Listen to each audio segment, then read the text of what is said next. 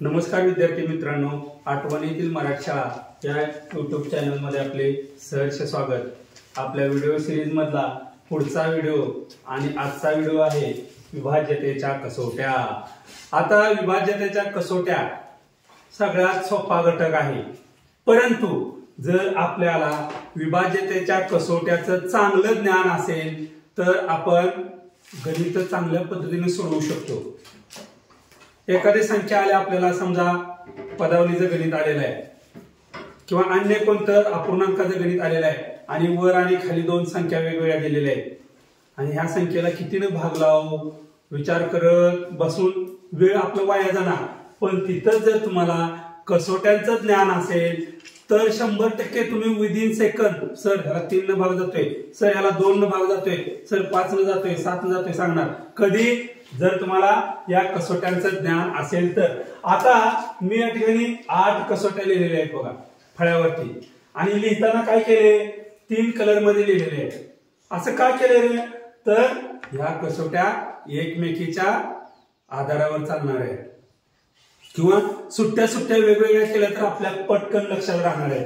तर सगळ्यात पहिल्यांदा आपण कुठली कसोटी बघूया, 2 ची कसोटी बघूया। 2 ची कसोटी काय येते 2 च्या कसोटीमध्ये, ज्या संख्येच्या एकक स्थानी 0, 2, 4, 7, 8 हे अंक असतील तर ती संख्या 2 ने विभाज्य असते।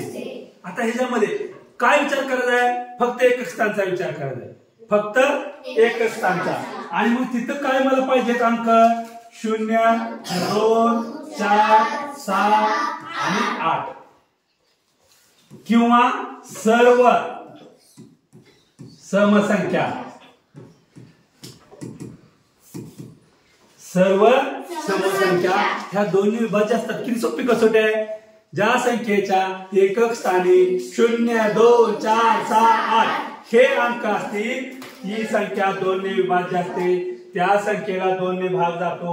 आता मी इथं मोठीच्या मोठी संख्या लिहितो बघा, आता त्याचं स्थान विचारात घेत नाही, किती मोठी संख्या आहे, काय आहे, कोटी आहे का लाखाची आहे का काय हे विचारात घ्यायची आपल्याला गरज नाही। अशी मी संख्या लिहिली आणि मी इकडच्या अंकांचा विचार करत बसू का रे, काय एवढ्या अंकांचा विचार करत बसू का नाही। मी फक्त एकक स्थानच्या अंकाचा विचार करणार आणि एकक स्थानी 0, 2, 4, 6, 8 ह्यापैकी अंक आहे का, आहे, लगेच आपण म्हणणार, क्लिक करणार की बाबा ही 2 च्या कसोटीने या संख्येला भाग जात आहे। तर अशा पद्धतीनं आपण 2 ची कसोटी या ठिकाणी पाठ करू शकतो, लक्षात ठेवू शकतो आणि तेही अगदी सोप्या पद्धतीने। कळली 2 ची कसोटी, ज्या संख्येच्या एकक स्थानी 0, 2, 4, 7, 8 हे अंक असतील तर ती संख्या 2 ने विभाज्य असते। कळलं? तसंच आपण आता पुढची कसोटी बघणार आहे 3 ची कसोटी। 3 च्या कसोटीत काय करायचं, असा मुटका करायचा, सगळ्या संख्यांचा मुटका करायचा। मुटका म्हणजे काय, असा कागदावर लिहायचा, असा चुरगळा करून खायचं का नाही, मुटका करायचा म्हणजे त्या संख्येतील अंकांची बेरीज करायची। आता आपण एक संख्या बघूया, इथं बघा 4392 घेऊया, काय करूया 4392, चला करा बघू बेरीज, 4 अधिक 3 अधिक 9 अधिक, सांगा पटकन, 4 आणि 3 7, 7 आणि 9 9 किती झाले 18। आता 18 3 च्या पाड्यात आहे का रे, होय, 3 सांग 18। कसोटी काय सांगते आपल्याला, संख्येतील अंकांच्या बेरजेला, नीट आहे का, संख्येतील अंकांच्या बेरजेला जर 3 ने भाग गेला तर त्या पूर्ण संख्येला 3 ने निशेष भाग जातो। आता निशेष हा शब्द वापरला जातो बऱ्याच वेळा कसोटीत किंवा इतर ठिकाणी। निशेष या शब्दाचा अर्थ पूर्ण भाग, आणि पूर्ण भाग म्हणजे बाकी 0 उरली पाहिजे। बाकी किती उरली पाहिजे, किती उरली पाहिजे, 0। आता इथं थोडक्यात बघूया आपण, 18 आले बरोबर, 18 ला आपण 3 ने भागूया, चला 3 एके 3 सांग, काय उरते कर बाकी, 0 बाकी उरत्या, आलं लक्षात। आणि म्हणून 4392 ही संख्या 3 ने विभाज्य आहे. असते ना, आहेच. कळलं? त्याच्या पुढे जाऊया. आता ह्याची व्याख्या वगैरे काय सोपं आहे. लिहित बसण्यापेक्षा डोक्यात ठेवणं गरजेचं आहे. स्कॉलरशिपला असतो ना निबंध लिहा, मुद्द्यावरून गोष्ट तयार करा, असते का? 1/3 सारांश लिहा, असते का? पत्र लिहा, मावशीला, मामीला, आजीला, आत्तीला, आम्ही इकडे कुशाल आहे, तुम्ही तिकडे कसे आहे, असते का लिहायला? जे काय ते डोक्यात, डोळ्यात, मनात आणि आपल्या हाताची चलाकी. तर 2 कसोट्या बघितल्या, 2ची आणि 3ची. आता ह्या दोघींना काय करायचं? एकत्र करायचं. आणि काय तयार होणार आपली? 6ची कसोटी. काय सांगते 6ची कसोटी?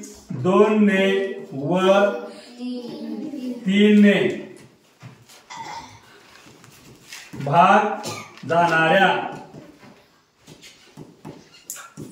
सर्व संख्या.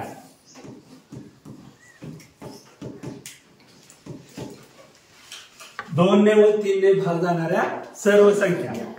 किंवा दुसरी आपण एक व्याख्या करू शकतोय, 3 ने भाग जाणाऱ्या सर्व समसंख्या. कारण ज्या समसंख्या आहेत त्या सगळ्याला 2 ने भाग जाते. कळले? 2ची कसोटी, 3ची कसोटी. ह्या 2, 3च्या कसोट्या क्लिअर झाल्यावर 6ची कसोटी येणार आहे. सांगा या संख्येला 6 ने भाग जातोय का? त्यावेळी आपण काय करणार? एखादी संख्या घेतली, समजा एखादी संख्या आपण आता इथे घेतली. काय संख्या घेऊ आपण? 3292 समजा संख्या घेतली. आता 2 ने भाग जाते का रे? होय. एकक स्थानी 2 आहे. बेरीज करून बघा. 3 2 5 14, 14 आणि 2 16 आलं. आता 16 आहे का 3च्या पाढ्यात? नाही. मग ह्या संख्येवर फुली मारून मोकळं व्हायचं. या संख्येला 6 ने भाग जात नाही. कळली 6ची कसोटी? ज्या संख्येला 2 ने व 3 ने भाग जातो त्या सर्व संख्यांना 6 ने विशेष भाग जातो. पुढे 4ची कसोटी. 4च्या कसोटीत काय करायचं आहे?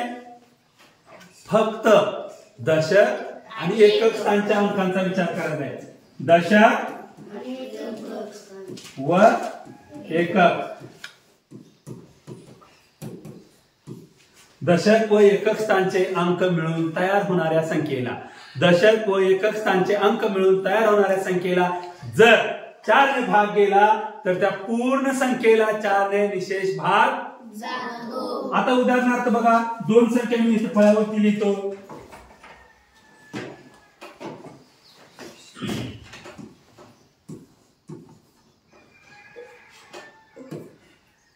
आणि दुसरी संख्या लिहूया.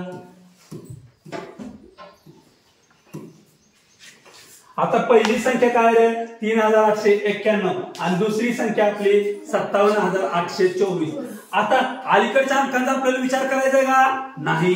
दशक आणि एकक स्थानचे अंक, दशक आणि एकक स्थानचे अंक. इथे 91 आहे. 91 ला 4 ने भाग जाते का रे? 4 1 4, 4 2 8, उरले 2, 4 5 20 होत्या आणि बाकी 1 शिल्लक राहत्या. म्हणजे या संख्येला 4 ने विशेष भाग जात नाही. आणि 24 ला जाते का? चला लावा बघू.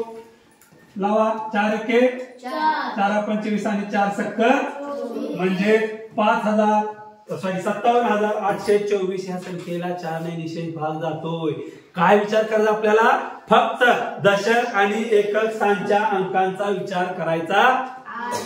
कळले 4ची कसोटी? आणि सेम त्याच्यावर डिपेंड आहे. इथं फक्त दशक आणि एकक स्थानच्या अंकांचा विचार केला. 8 ला काय करायचं रे? शतक, दशक, एकक. काय विचार करायचा आहे? शतक, दशक आणि एकक. हे 3 स्थान विचारात घ्यायचे. दशक, शतक, शतक, दशक, शतक, दशक, एकक. मग आता एक संख्या लिहितो बघा मी.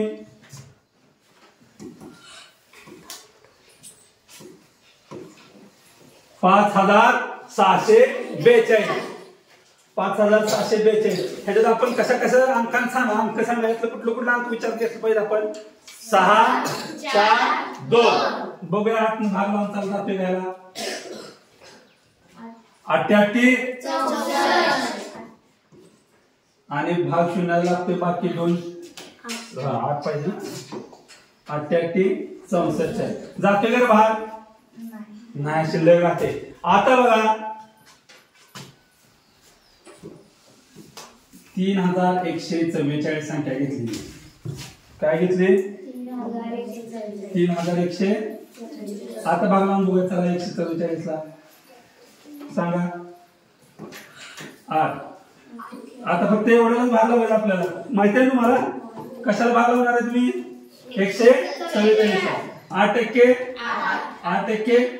किती उरते 6 उरते म्हणजे किती तयार होते 864 म्हणजे 3144 ला 8 ने भाग जाते कळलं फक्त 4च्या कसोटीत दशक आणि एकक स्थानच्या 8च्या कसोटीत शतक दशक एकक 3 स्थानांचा विचार करायचा तसं आता सगळ्यात सोपी काही लक्षात ठेवाय नको काय नको असं जर नुसतं लक्षात ठेवलं तरी 5ची कसोटी कळणार आहे तुम्हाला काय 5ची कसोटी एकक स्थानी 0 किंवा 5 पाहिजे एकक स्थानी 0 किंवा 5 पाहिजे एकक स्थानी 0 किंवा 5 कळत 0 किंवा 5 0 किंवा 5 0 किंवा 5 झाली 5ची कसोटी संपली काय संख्या बघत बसायचंय का 20 अंकी संख्या दिला आणि लावा 5 न भाग आपण पहिलं कुठं जायचं एकक स्थानाचा काय विचार करायचा 0 आहे का नाही 5 आहे का आहे मग त्या संख्येला मग भाग लावत बसायचा न एकक स्थानी 3 आहे बसलाय भाग लावत अर्धा तास गेला भाग लावायला 20 अंकी संख्या लगेच बघायचं एकक स्थान ह्याला भाग जात नाही तुम्ही आम्हाला त्रास देऊ नका भाग लावायला जातोय का बघा किती बाकी कसोटीत काय केलं पाहिजे पूर्ण भाग केला पाहिजे तरच त्याला विभाज्य संख्या आहे असं आपण म्हणू शकतो आणि सगळ्यात सोपी कसोटी 10ची एकक स्थानी काय पाहिजे ना 0 काय पाहिजे एकक स्थानी 4 शून्य असू शकते का नुसत्या 4 5 शून्य दिल्या तर काय उपयोग आहे का आणि 0 इकडे जर लावल्या संख्येच्या तर संख्येला किंमत आहे आता किंमत आहे आणि